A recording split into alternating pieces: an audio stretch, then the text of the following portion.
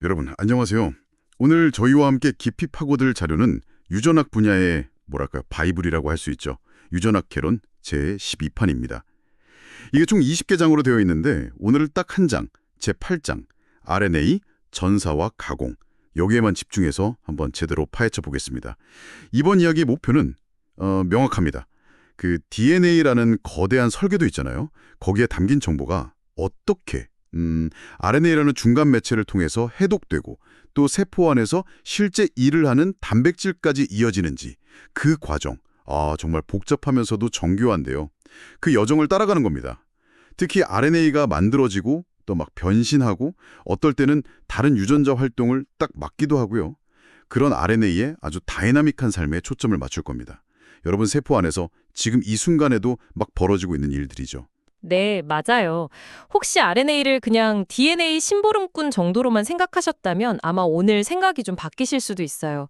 RNA가요, 스스로 편집되기도 하고요. 필요 없는 부분은 싹둑 잘려나가기도 하고, 심지어 특정 유전자가 작동하는 걸 막는 아주 강력한 조절자로 활동하기도 하거든요. 특히 오늘 뒷부분에서 다룰 RNA 간섭, 그 RNAI라는 현상은요, 이 유전 정보가 어떻게 흘러가는지에 대한 우리 이해를 정말 한 단계 확 끌어올린 그런 발견입니다.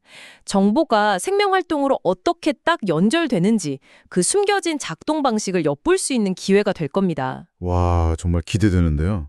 자, 그럼 이제 본격적으로 RNA의 세계로 들어가 볼까요? 먼저 RNA가 태어나서 활동하고 사라지기까지 그 생애 주기랄까? 그 근그림부터 한번 짚어보죠. RNA도 생애 주기가 있다니, 흥미로운데요? 근데 이게 단순한 세균, 그러니까 박테리아랑 우리 같은 좀 복잡한 진핵생물 사이에서는 엄청 다르다고 들었어요. 뭐랄까, 단칸방 살림이랑 대저택 살림 차이, 뭐 그런 느낌인가요? 그거 아주 적절한 비유 같습니다. 박테리아는요, DNA에서 RNA 만드는 전사, 그리고 그 RNA 정보로 단백질 만드는 번역, 또 다 쓴 RNA 분해하는 과정까지 이게 뭐 별도 공간 구분 같은 거 없이 거의 동시에 한 곳에서 그냥 착착 진행됩니다. 엄청 빠르고 효율적인 시스템이죠.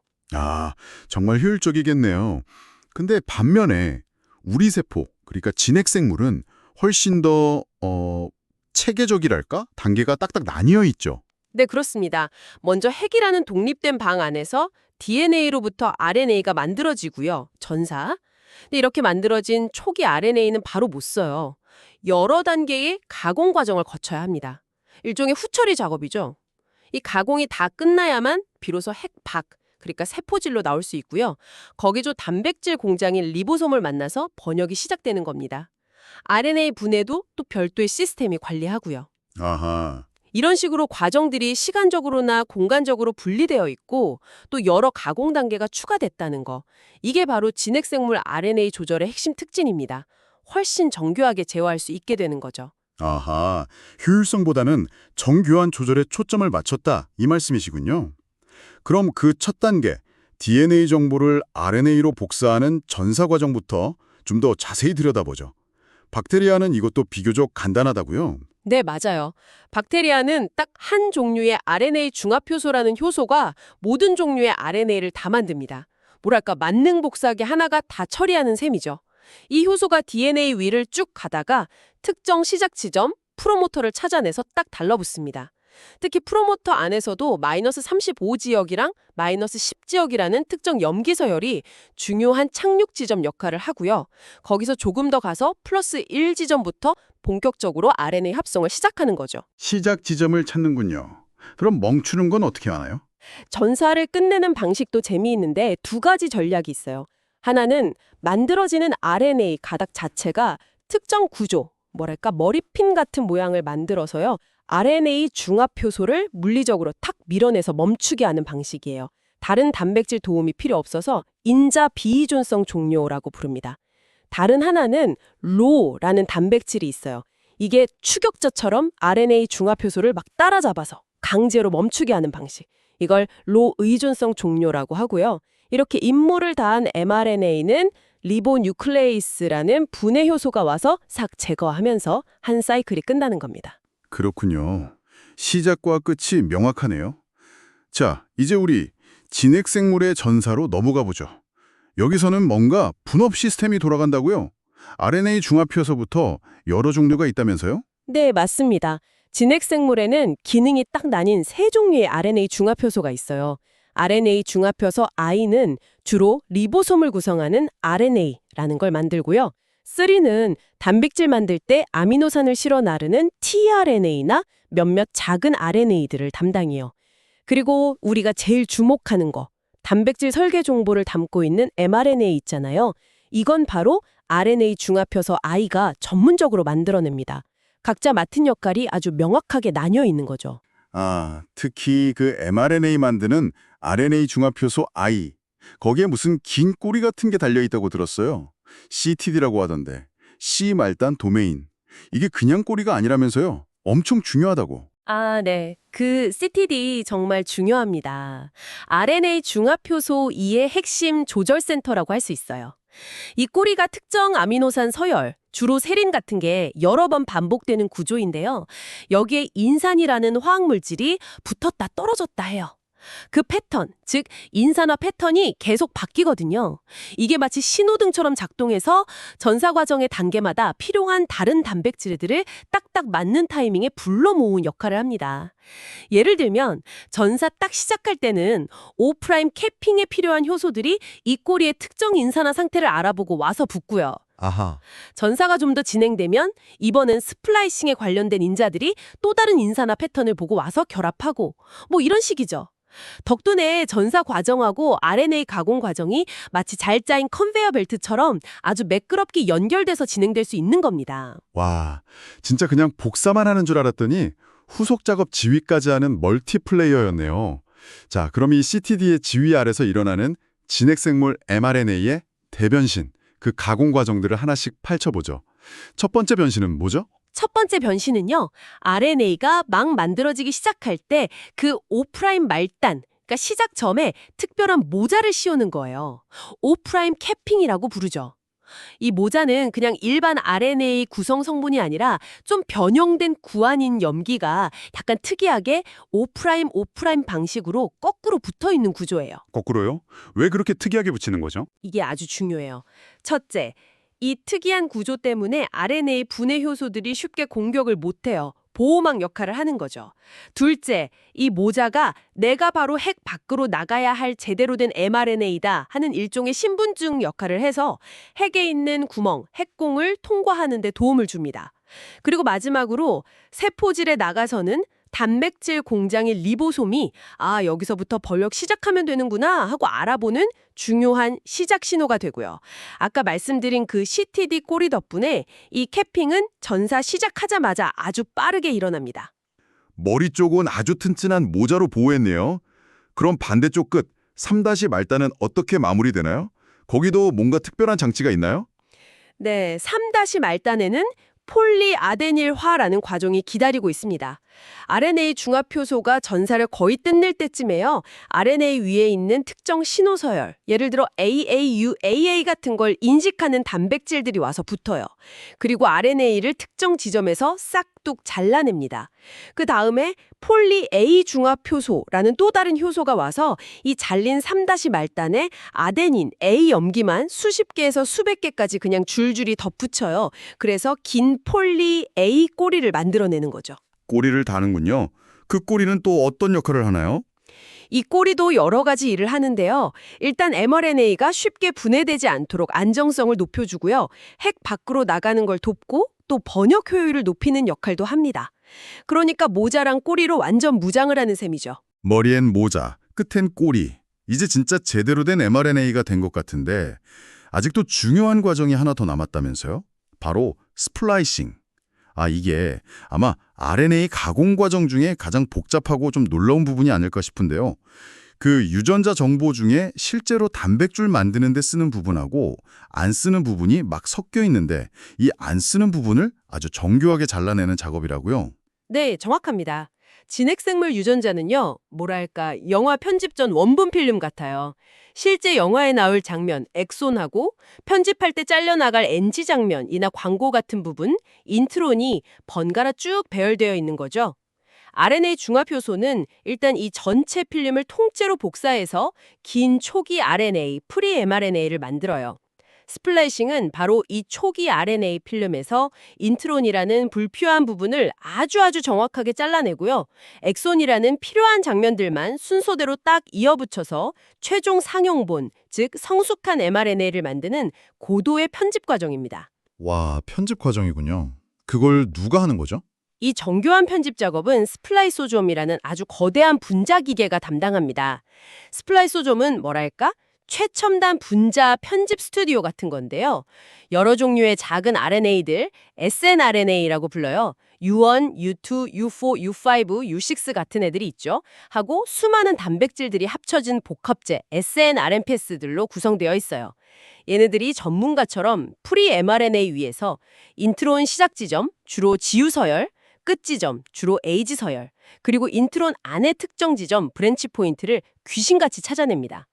그런 다음에 두 번의 아주 정교한 화학 반응, 트랜스에스터라고 해요.를 통해서 인트론을 마치 올가미 모양, 라리에트로 만들어서 싹둑 잘라내고 양쪽 엑선 끝을 빈틈없이 딱 이어붙이는 거죠. 여기서 정말 입이 떡 벌어지는 게 특히 사람 같은 고등생물 유전자를 보면 이 잘려나가는 인트론 부분이 남는 엑선 부분보다 훨씬 길고 개수도 훨씬 많다면서요.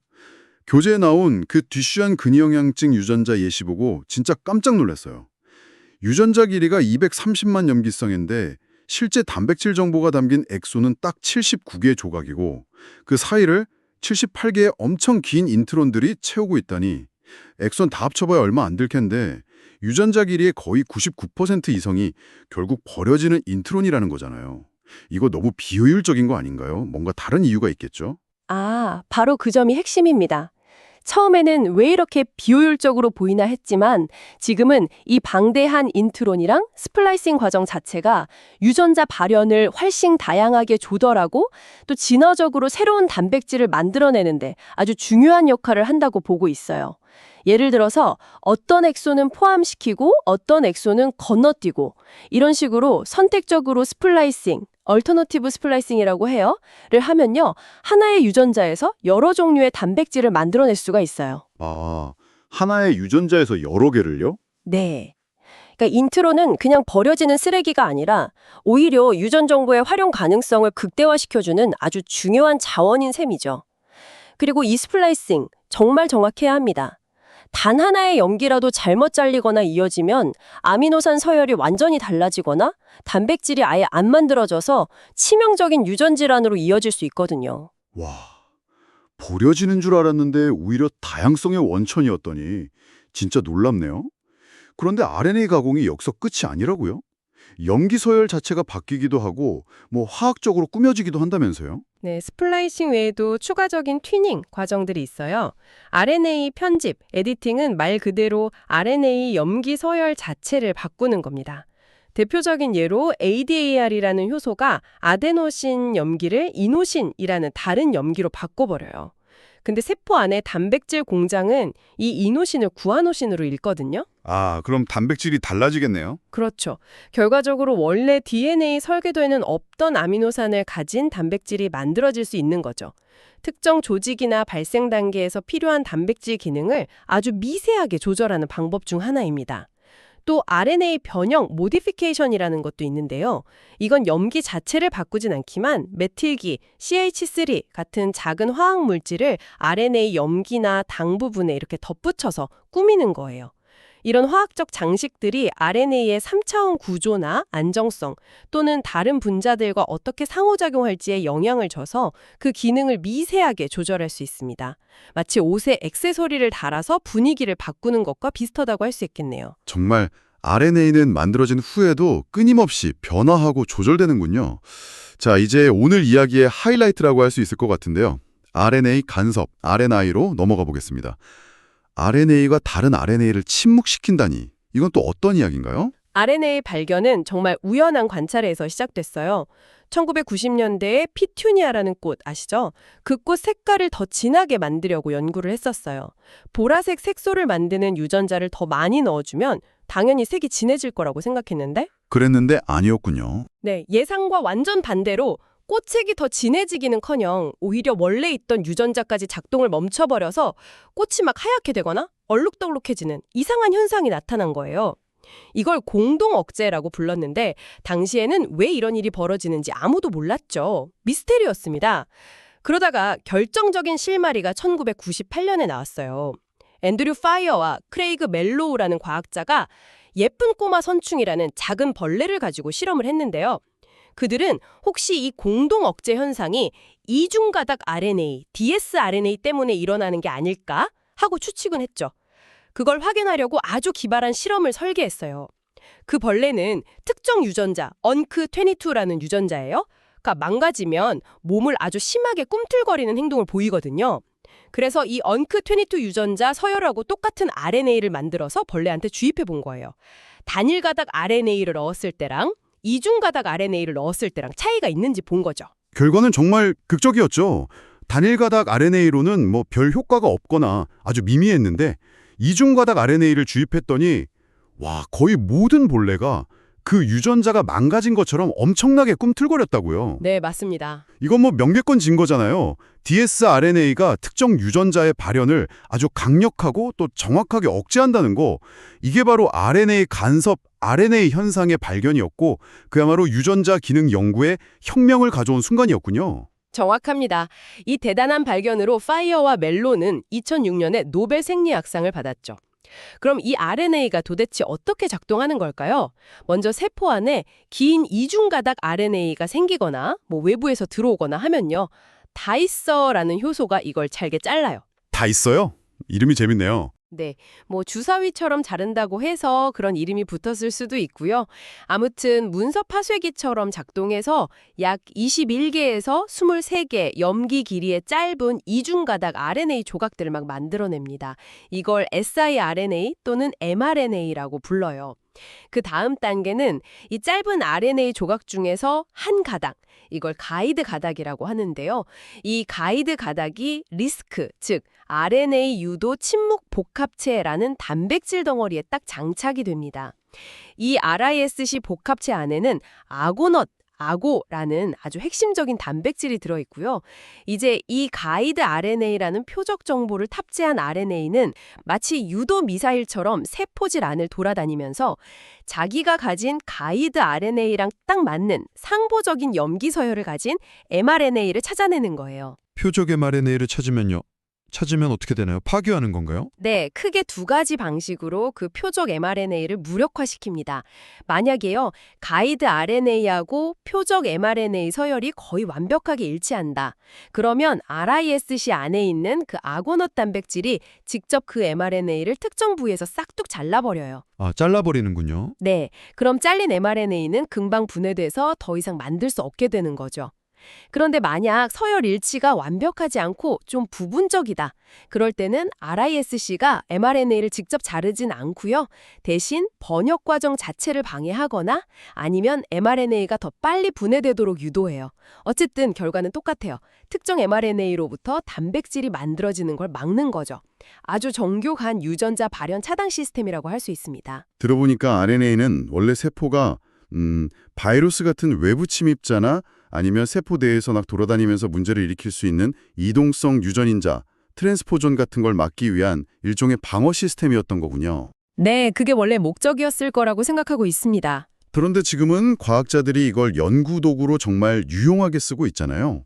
어떤 유전자가 무슨 기능을 하는지 알고 싶을 때 그 유전자에 해당하는 dsRNA를 일부러 세포에 넣어줘서 그 유전자 발현만 똑 떨어뜨리는 녹다운 기법으로요. 정말 기발한 응용인 것 같아요. 그렇죠. 연구 방식을 완전히 바꿔놓았죠. 와, 오늘 정말 RNA의 숨겨진 활약상, 그 이면을 제대로 본 것 같습니다. DNA 정보 복사하는 전사부터 시작해서 특히 우리 진핵세포에서 일어나는 그 복잡하고 정교한 가공 과정들, 모자 씌우고 꼬리 폴리 달고 또 불필요한 부분, 인트로는 아주 정교하게 싹둑 잘라내고 필요한 부분, 엑손만 딱 이어붙이는 스플라이싱까지 마치 하나의 제품이 완성되기까지 여러 공정을 거치는 것 같은 그런 느낌이었어요. 네, 맞습니다. 그리고 거기에 더해서 RNA 스스로가 다른 유전자의 운명을 결정할 수 있는 RNA 간섭, RNAI라는 아주 강력한 조절 능력까지 갖추고 있다는 걸 확인했죠. 이건 유전자 발현 조절이라는 게 단순히 DNA 스위치를 켜고 끄는 그런 차원을 넘어서 RNA 단계에서도 아주 역동적이고 복잡하게 이루어지고 있다는 걸 보여주는 겁니다. 그러니까 RNA는 더 이상 단순한 전달자가 아니라 정보 처리와 조절의 핵심적인 역할을 수행하는 아주 능동적인 분자라는 거죠. 맞아요. 여러분 세포 안에서 지금 이 순간에도 이런 놀라운 과정들이 계속 벌어지고 있다고 생각하면 이 생명 현상이라는 게 얼마나 정교하게 조율되고 있는지 다시 한번 감탄하게 됩니다. 단순히 DNA 서열에 어떤 정보가 담겨 있느냐 이것뿐만 아니라 그 정보가 RNA 단계에서 어떻게 가공되고 편집되고 또 때로는 침묵되는지가 최종적인 생명 현상을 결정하는데 정말 중요하다는 걸 알 수 있었습니다. 여기서 마지막으로 한 가지 좀 생각해 볼 만한 질문을 던져보고 싶네요. 오늘 우리가 쭉 살펴본 것처럼 RNA 수준에서 이렇게 다양한 편집, 가공, 간섭 같은 조절 기작들이 아주 활발하게 작동하고 있잖아요. 네. 그렇다면 과연 생명의 최종적인 특성을 결정하는 그 정보 통제권이라는 게 전적으로 DNA에게만 있다고 할 수 있을까요? 어쩌면 이 복잡한 RNA 조절 네트워크 자체가 DNA와는 또 별개로 혹은 DNA와 상호작용하면서 생명의 복잡성과 다양성을 만들어내는 또 다른 아주 중요한 축을 이루고 있는 건 아닐까요?